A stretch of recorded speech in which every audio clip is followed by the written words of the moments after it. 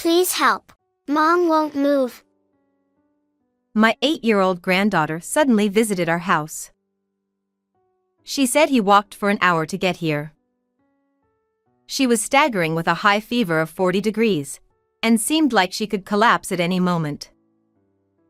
Despite her condition, my granddaughter kept worrying about her mother. I sensed that something was seriously wrong, so I hurried to my daughter's house. There, I found my daughter lying motionless, covered in bruises and not breathing.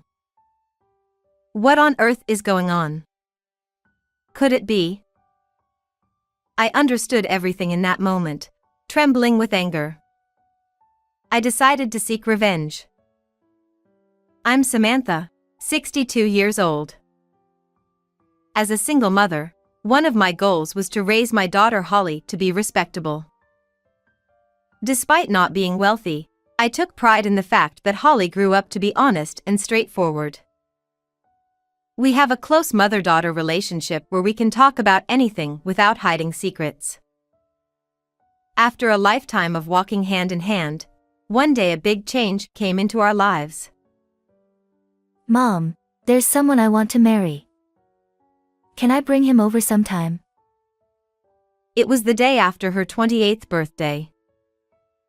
I had a faint inkling that she was seeing someone, but it seemed that on her birthday, he proposed to her. For me, who had lived together with Holly, enduring everything, this was a slightly bittersweet moment. A few weeks after my daughter confided in me, a well-dressed man arrived at our home. This is Ben, the man I'm currently seeing. Nice to meet you. Upon our first meeting, he seemed like a fine young man. His mannerisms were gentle, and his eyes were very kind when he looked at my daughter. He mentioned that his parents owned a company, and he was working there to learn about business in order to take over in the future. Please take care of Holly. Thank you. I'll make Holly the happiest person in the world. Well, that's reassuring. I felt confident in my daughter's choice, so I decided to approve of their marriage. After getting married, the two of them started their new life just a 10-minute drive away from my house. Holly, at Ben's strong insistence, quit her job and became a full-time housewife. My daughter often checked up on me, contacting me frequently and visiting when our schedules aligned. Mom, guess what? It seems like I'm pregnant. Oh, that's wonderful. About 2 months after their wedding, she visited my house and joyfully shared the news. Seeing her express her happiness like a child made me equally delighted. I'm finally going to be a grandma, I thought eagerly, awaiting the birth of my first grandchild. During the pregnancy, there were no major issues, and my daughter gave birth to a healthy baby girl. They named her Rose. People often say that grandchildren are so adorable that you could watch them endlessly without getting tired. Rose was truly adorable, and every time I saw her, my eyes couldn't help but soften with affection. However, something seemed off with Holly after giving birth, as she appeared to lack energy. Perhaps she was quite tired from her first experience with childcare. On my days off, I'll take care of Rose, so feel free to bring her over. That way, you can relax a bit, too, right? Yeah, thank you. It seemed like my daughter felt reassured by my words, as she occasionally came over to spend leisurely time at our house. Are you getting more used to childcare? Quite a bit. But there's still a lot I don't understand, and it's tough. I see. Does Ben help out with childcare and household chores? He gets home late from work. He doesn't do housework, but he manages the finances. So, it's tough because I don't have much money to spend freely. This was the first time Holly had complained about her husband and household matters. I understood that it was natural for them to find living together challenging, given their different upbringing backgrounds, and I thought it was inevitable for grievances to spill out. Do you remember your father's habit of overspending and constantly being in debt? That's one of the reasons for our divorce. Yeah, it was really tough for you back then. That's why I think it's better to be with someone like Ben, who tries to manage things on his own and is strict with money. Of course, you might feel restricted at times. Yeah, you're right. It seemed like my daughter agreed, as she didn't bring up the topic further. As time passed, and Rose grew older, Holly's visits to my home gradually decreased. Eventually, we only saw each other around New Year's holidays. Although I felt a sense of loneliness, I believed that she had grown accustomed to parenting and was managing her own life well. However, recently, I found it difficult to reach her on the phone, and receiving a prompt reply to messages became rare. Even when she did respond to me a few days later, she would only write, "I'm fine, don't worry." This was unlike her, and I couldn't shake off the feeling that my daughter might be hiding something from me. I wonder if something happened. It's okay if she's just busy. Unable to stay still with worry for my daughter and grandchild, I decided to visit them without notifying them first. When Holly came out after I rang the intercom, she looked surprised to see me. Mom, what's going on? Why did you come over so suddenly?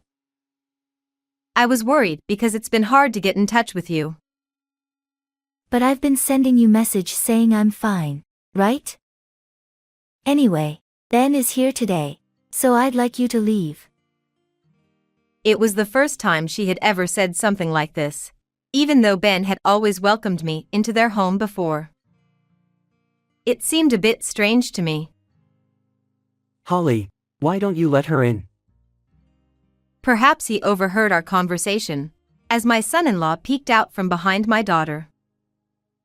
Grandma, Samantha, it's been a while. Have you been well? I've been quite busy lately, so I haven't had much time to see you. Ben, I'm sorry for showing up unexpectedly on your day off. I've been worried lately because Holly hasn't been keeping in touch. Don't worry about it. It's been a while since you've seen Rose, so please stay as long as you like. In his usual gentle manner, he welcomed my visit. I was delighted to reunite with my 8-year-old grandson and listened eagerly to catch up on recent events. Hey! Is the tea ready yet? My son-in-law went into the kitchen where Holly was preparing tea, and suddenly his tone turned cold. I'm boiling water as fast as I can right now. You're really clumsy. Perhaps he thought I couldn't hear, but his attitude toward my daughter grew increasingly harsh. I wonder if their marriage is going well. I approached the kitchen as I wanted to have a conversation with my daughter alone, but they still hadn't noticed me. This is why I hate people raised by single parents. Upon hearing Ben's words, I couldn't believe my ears and I froze. I glanced over and saw Holly looking very sad. Seeing her like that, my heart felt heavy.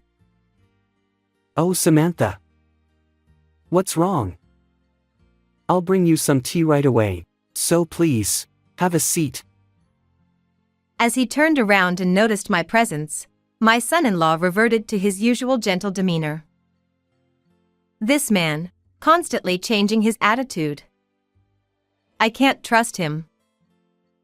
I considered taking my daughter home with me as I sensed that my daughter was feeling uncomfortable, and when Ben stepped away from the table, I took the opportunity to speak to Holly.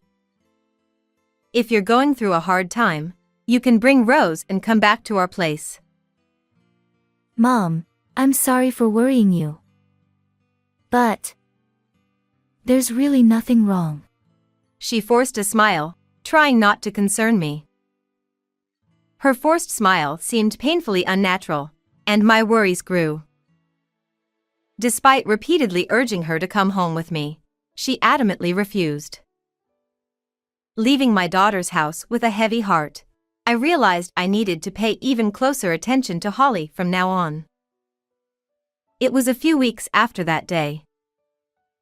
My 8-year-old granddaughter, Rose, suddenly visited my house. She had walked for an hour and seemed on the verge of collapsing. As I held her in my arms, I was shocked by her fever. I quickly brought her inside and measured her temperature, only to find it was a staggering 40 degrees Celsius. What happened? What's wrong? Mom needs help. She won't move. Please help Mom first, before me. Despite her high fever, Rose was deeply concerned about her mother. I knew this was serious. I hurriedly placed my granddaughter in the passenger seat and rushed to my daughter's house. The door was left unlocked, so I called my daughter's name as I entered the room. And there, in the living room, I found Holly lying down. My heart pounded with shock as I discovered her. Holly. Holly. Are you okay? There was no response to my calls, and she appeared to be not breathing. I noticed bruises all over her body and began to piece together what had happened. This must be. I immediately called for an ambulance, and Holly and Rose were taken to the hospital. The attending doctor informed me that both of them were in serious condition and would need to stay in the hospital for a while. Moreover, the doctor told me, "Your daughter may be in danger, so please be prepared." "No. Holly, hang in there. You'll be okay." I was shocked and my mind went blank, but I prayed, believing in my daughter's resilience and hoping for her recovery. Sitting on a cold chair in the hallway, I tried to calm my trembling heart as anxiety washed over me. After that, the doctors worked diligently to treat them, and Holly miraculously regained consciousness the next day. I'm so relieved. I'm truly relieved. Mom. How's Rose? She's also hospitalized, sleeping in another room now. I see. That's a relief. Mom, you see. Seeing Holly, who seemed like she wanted to say something, I smiled gently and nodded encouragingly. Perhaps feeling reassured, she started crying. She must have gone through some very difficult days. I held my daughter tightly as she cried, like a child, tears streaming down her face. Afterward, when she had calmed down a bit, my daughter told me something unbelievable. What the? I can't just let this go. When my daughter collapsed, I had a suspicion, but I never imagined it would be this serious. Learning about the suffering my daughter had endured filled me with anger, and I resolved in my heart that I would seek justice. 2 days after my daughters were admitted to the hospital, I pretended not to know anything and pressed the intercom at my daughter's house. Oh, Samantha. What brings you here today? Just had a little something to discuss with Holly. Is she around? Oh, I got a call from her saying she went to a friend's house with Rose. They're not home right now. He casually lied. What's more, despite my daughter and Rose not being there, he was even humming. Oh, I see. They just called a little while ago. What should I do now? But I can't just go back like this. I told Ben that my daughter had asked me to sell a large teddy bear at the bazaar. Without any suspicion, he let me into the house. This is it. I'll take it with me then. As soon as I entered the living room, I quickly packed the teddy bear into a large bag I brought. Then, I quickly left their house and headed straight to a certain place. A few days later on Sunday, I called Ben. I have something I want to discuss with you privately, without telling Holly. Could you come over to my place? What is it? Can't we talk over the phone? I know you're busy, but I'd prefer to talk in person if possible. I see. Alright, I'll come over later. About an hour later, my son-in-law arrived with a smile. I apologize for summoning you so suddenly. Holly hasn't found out about you coming here, has she? Oh, it's fine. Right now, Rose and she are happily making sweets together. That couldn't be true. My daughter and granddaughter are still undergoing treatment at the hospital. This man might be weaving lies effortlessly. I'm utterly dismayed by Ben's endless stream of lies. So, what's the matter you wanted to discuss? Actually, it's about this. I showed him a certain photo. He furrowed his brows, looking uneasy, then quickly averted his gaze. Do you know what this is? What's this? You don't recognize it? It's your wife, isn't it? The photo was evidence of the bruises on my daughter's body taken on the day she was taken to the hospital. And the fact that Holly and Rose are at home is also a lie, isn't it? Because they've been in the hospital for the past few days. In the hospital. Ben just repeats my words. What is he thinking? You didn't even bother to look for Holly and Rose when they weren't home, did you? My anger towards my son-in-law for not answering my questions is about to burst. Last week, Rose walked over to our house, feeling dizzy with a fever of 40 degrees. Then I told him that my granddaughter had kept pleading, "Help Mom," so I hurried to their house, only to find Holly barely breathing. I had to rush both of them to the hospital, but they were in critical condition. I thought they were staying over at a friend's house. I didn't give him a chance to come up with excuses and decided to press on. The doctor said this bruise was caused by strong external force, something that happens regularly. Do you know anything about it? Huh. Oh. Come to think of it, she mentioned something about slipping on the stairs and falling. Seeing my son-in-law lie so casually once again, my blood boiled with anger. Stop lying. You've been raising your hand to Holly every day, haven't you? Huh. There's no evidence of that, so don't say such things. I heard it directly from my daughter with my own ears. And is that evidence? Are you just going to believe everything Holly says and make me out to be the bad guy? What's your motive? Money? Ben showed no remorse whatsoever and came up with outrageous claims. You can say that for now. But I have solid evidence right here. I glared at my son-in-law, pointing at the laptop on the table. Can you still say that after seeing this? I clicked the mouse and played a video. What is this? No way.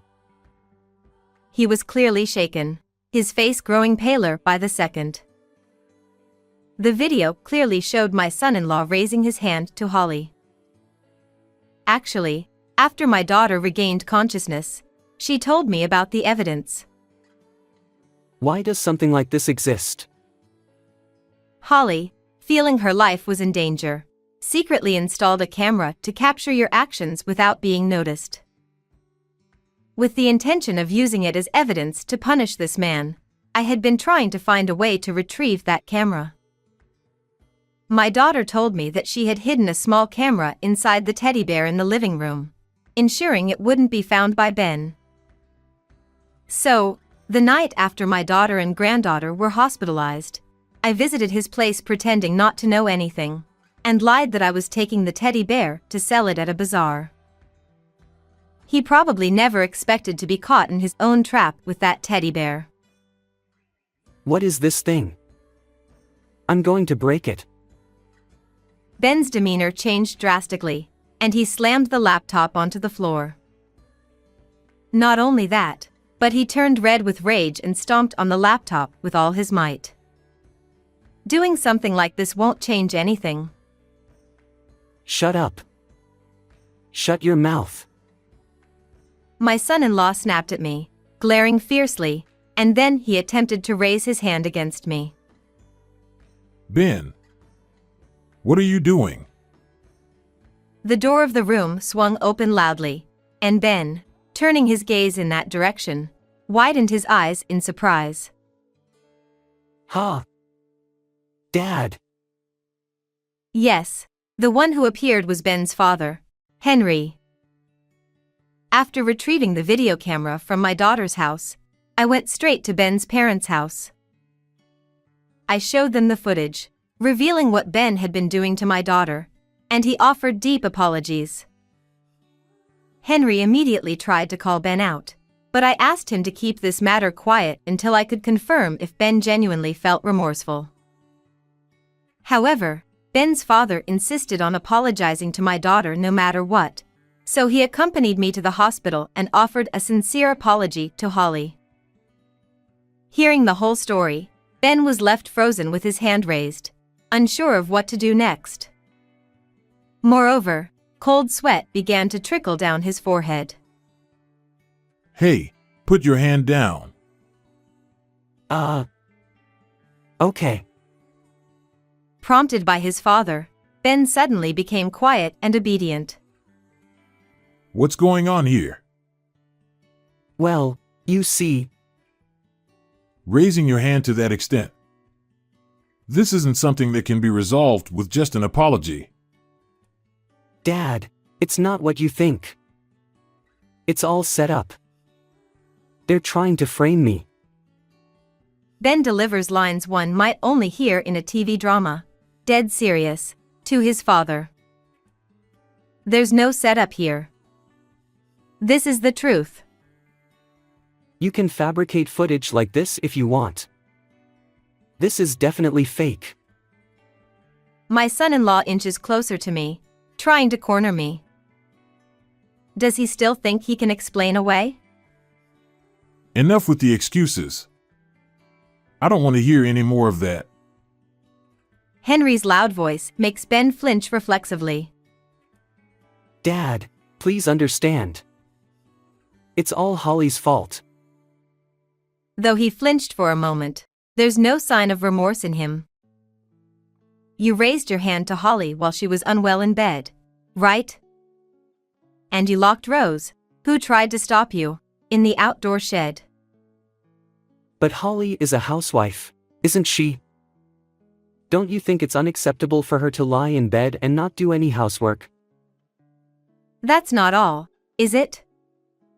You took my daughter, who looked like she was about to collapse at any moment, to the bathroom, showered her with water, and then left her out on the balcony. Tears streamed down my cheeks as I recounted Holly's situation that day. I mustn't cry. Holly and Rose must have had it much worse. Reminding myself of this, I took a deep breath and locked eyes with Ben. But I brought her back inside before I left the house, so it's fine, isn't it? Why would you do something so terrible? You used to be much kinder and took care of Holly, didn't you? It's all her fault.